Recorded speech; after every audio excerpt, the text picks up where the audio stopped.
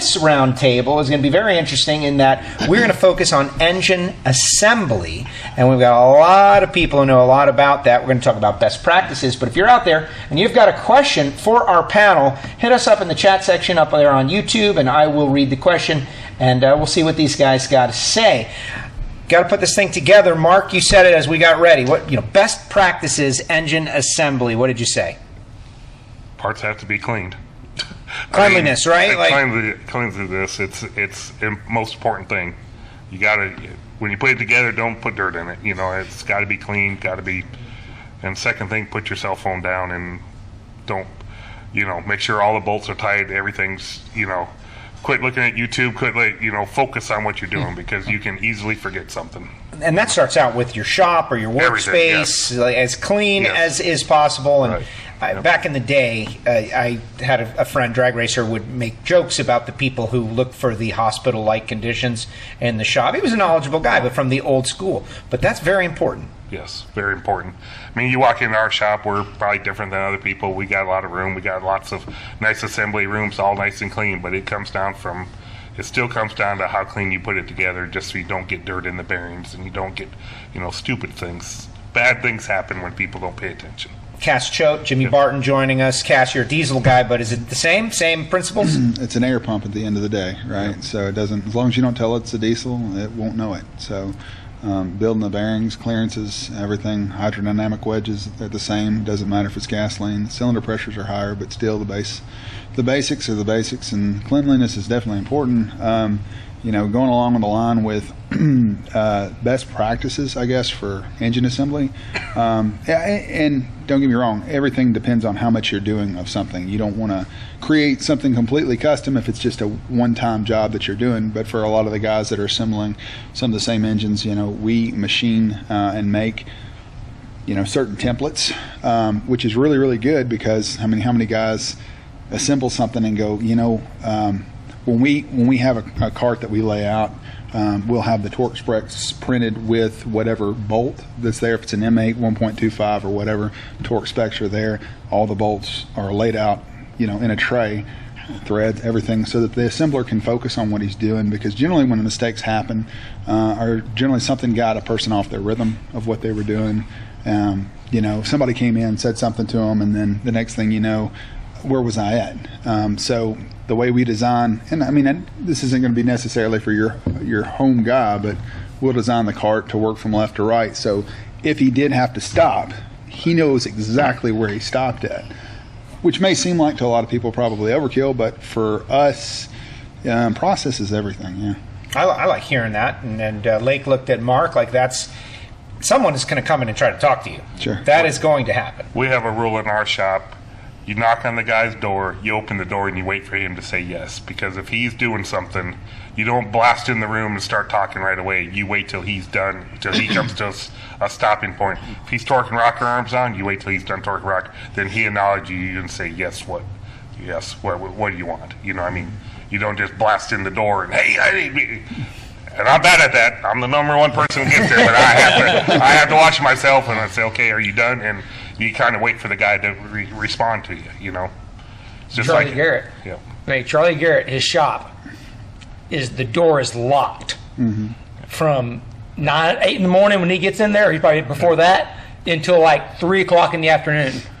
He only unlocks it when he knows the UPS guy's coming. Mm-hmm. Yeah. But otherwise, that door's locked. No one can just walk in the shop because he's, it's that same process. Like you said, if you're running valves or whatever, you can't stop. You have to finish what you started in order for it to have any possibility of going well. Because the moment you stop, you've invited Murphy into your engine, and he will do bad things. I remember one time when I was doing air shows, there was this is like a horror story of horror stories. But anyways, it was at the end of the day. The engine's in. It was a new power plant. Just got put in the engine. And then we went ahead and put the prop on, started the bolts, and just thought that was a good stopping point, which I don't know who came up with that. That's a good stopping point. Leave the prop on the ground. Well, the next day, button up the cowling, get ready to taxi out, engine's vibrating horribly. Well, nobody stopped to think, hey, did they make sure that the prop was torqued And it's just stopping points are absolutely essential, and that's a bad place to stop. And there's break. We'll choose certain times. This is where I want to stop. I certainly don't want to stop in the middle of torquing main caps or rod bolts or something like that. You'll build to this point and then stop. I don't care what the clock says, but I'm going to build to this point and then I'm going to stop. So. That's interesting. So, couple, obviously, cleanliness. Put your phone down. That makes it you can't focus fully without full focus. Three times in my career, I can tell you, rod bolts were left loose because of a phone. And one of them was a guy that I worked underneath. He did it, and 2 other ones were assemblers of mine that left rod bolts loose because they picked up their phone and forgot where they was at. That's good, but myself, I can't do that because we're a small company. Yeah. We have I have a lot of interruptions from the other guys or whatever. Yep. No, and I'm sure a lot of the people that's watching this probably don't have that luxury either. So I find myself going back. Sometimes I have to stop in the middle of torquing bang bearings because of some interruption. What I do, I just have to start all over again. Yeah. And I might do that 3 times. Yep. But you'll find that you better do it multiple times or you'll wake up at 2 o'clock in the morning and say, Yes. Yeah. For a moment. yeah. Done that before. Yes. One thing that helps is paint pens. Yeah. After you torque, paint pen. Or if you do rod bolt stretch, you have to. If you do rod bolt stretch, you have to put the number down so you know it was torqued, right? Yeah, I mean, so there's, but I had a guy that worked for me, and then he went on to start his own business. And we were at a dirt track one time, and he had a car there, and they went out for first practice, and the car was on its second lap, just warming up, and all of a sudden, he went out on the racetrack, and doing this. And I thought, well, everybody said, well, what in the world is he doing? And so he pulled his car off, and he come in. He didn't say nothing to nobody. Pulled the car in, jacked it up, and got under it, and the next thing I knew, the oil pan was off. And, so I seen, what in the world were you doing? He said, it hit me. I don't think I torqued the main bearings. And he hadn't, but something hit him that, he did. So, I do things, especially now with getting up in age, you question your ability, you question your memory. So I do it multiple times to eliminate that chance of failure. Most of the time it works. So. yeah, it's like putting an oil pan on. Check your mains, check your rods, check your oil pump. Yeah. You might check 3 or 4 times. Right. Now here's the question I got for you. Checking again, do you go back to the same torque or you go under torque it just so you don't over torque? Well, what kind of torque wrench do y'all use now? The exotic new ones, I guess, that I can't afford. I still use the the old snap-on with the dial that we calibrate, Right. So you can sneak up on it, and you can if you're torqued or not. Right. Yeah. Right. No, that's still my favorite torque wrench too. Yeah. I like it a lot. Good. Because to me, torque wrench is not getting off subject. People can torque too fast with a torque wrench that clicks. I mean, it's a dial or the one that has the new fancy ones now that have the green lights that come up. Those are nice because you can watch yourself come up to the torque, not Yeah.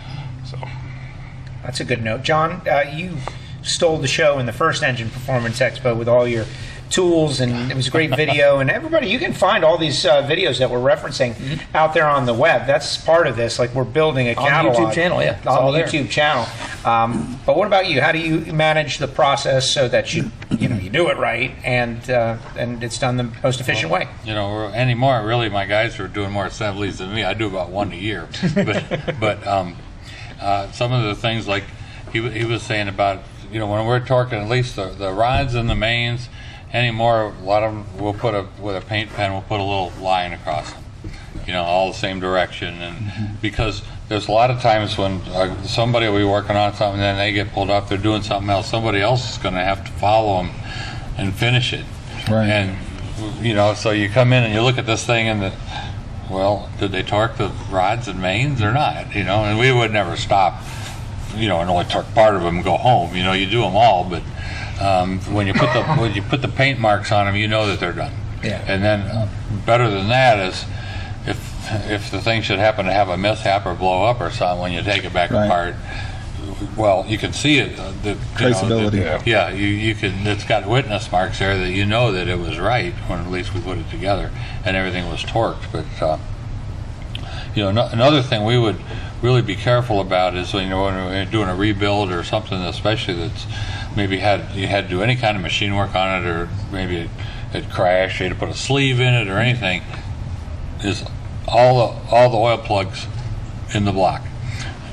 There's plugs that, in some of our blocks, there's plugs that they plug a hole at the end of a line that was drilled to get somewhere else, and it's a blind hole. Mm-hmm. And you'll never get that area clean unless you take the plug out, because in other words, we'll take that plug out and there'll be a handful of chips in there. Mm-hmm. And even if you wash it, you can blow it all day long. And some of those lines in these blocks are like little spur lines that go off in different directions, and you can blow that thing off and you think you've got it really nice and clean, but there's something lurking in there. Mm-hmm. And you better make sure you get it going. Well, it's amazing, even an engine that's really been cleaned and all that, you pull that first few dyno runs and you go look at that Oberg, there's stuff in there that'll scare you to death. Mm-hmm. If you're not used to looking at it. Yeah. Mm-hmm. Sometimes. Yeah. Especially if it's either new or just had a bunch of machine work done to it. Mm-hmm. There's almost anything that's new seems like it always gets a couple little spots on the bearings here and there. I don't know how. 100% agree. New motors, bearings look worse for crash than it scares you to death. It looks like you clean the Bridgeport off through all parts of it. You work a long time to clean it. But I think that you're finding little tiny pieces inside the oil lines where they intersect and stuff. A little thing shakes off and breaks off, little chips and stuff, little burrs that you didn't get where the oil lines intersect, and they fall off in there and get in, and that's already on the inside of the engine, so it's going right to the rod bearings, the mains. Yeah, it's in the oil galley, yeah. Jimmy? On my deal, I build a lot of new blocks, World Products and Dart and stuff like that, and I have found where the oil galley or something would be plugged up in it in a brand new block. And if you don't run brushes or rods through them and clean them out, and even though you do, if you don't use something hard, you can't get all that casting material out that comes from the factory. So I'm kind of a one-man band, so I have to do it all, and you're talking about stopping in the middle and not torquing. Mm-hmm. I always use a rod stretch sheet on my rod bolts anyway, except for the ones that are blind hole, like maybe aluminum rod or something where you can't measure the bolt. But if I leave the room for anything before I put the pan on, I always retorque my rods. And like Mark says on the beam torque wrenches, the beam torque wrenches don't lie.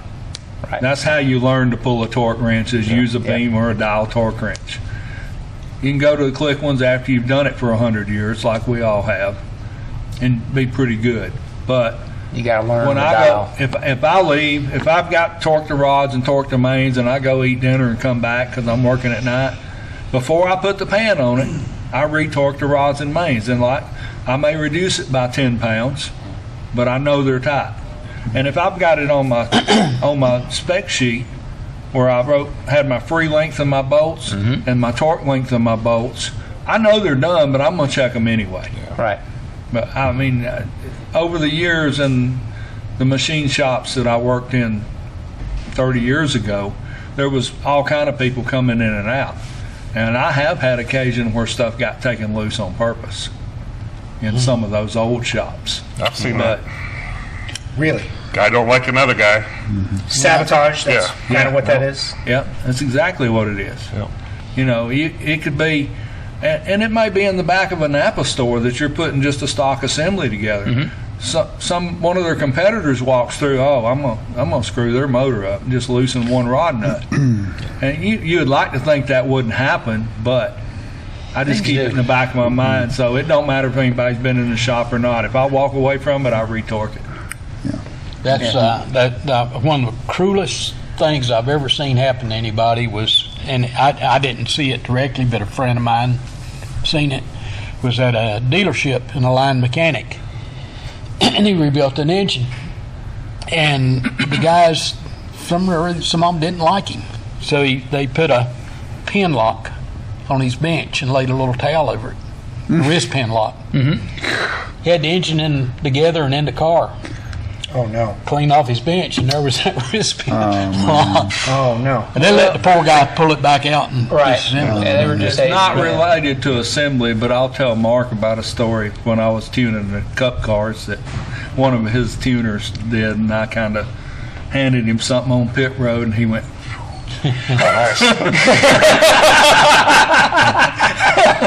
Going back to what you were talking about, did you ever go back and there was one bolt that wasn't torqued? "No, I haven't found that." Well, I have, and that's when your heart goes to your stomach. Now, I did. But you caught it. But I've always caught them. But There's The something. whole purpose that happened to that with me was I was working in a shop in Birmingham, Alabama, where I'm from, and the engine builder that was there didn't like me. And I built one of my friends a 383 motor for his truck, and it didn't get out of my driveway, and the number one rod cap fell off in an oil pan. It didn't hurt the crank, and it didn't run more than 10 minutes, but the cap physically fell off. So I know it was torqued when I put it together. I mean, if you're like Mr. John, you and I probably are a lot alike in that. As far as I don't get to assemble as many engines now because when you're running a business, you're constantly working. You've got to have some way to make sure it's done right. And everybody here, it doesn't matter what the topic is or who's here in the industry, the common theme is hiring help, right? One of the things that we started this back last year, and unfortunately it really does compromise a little bit of the productivity and the time it takes, but we take pictures of literally, we've got 375 pictures of each engine when we build it, and it goes to the cloud. So if a customer called up and said whatever's not done, I can pull a photo of. I know it sounds crazy, but that's just how I guess I really am on that stuff. But we have a document file for every engine. Every bolt that's torqued on that engine actually has pictures of it.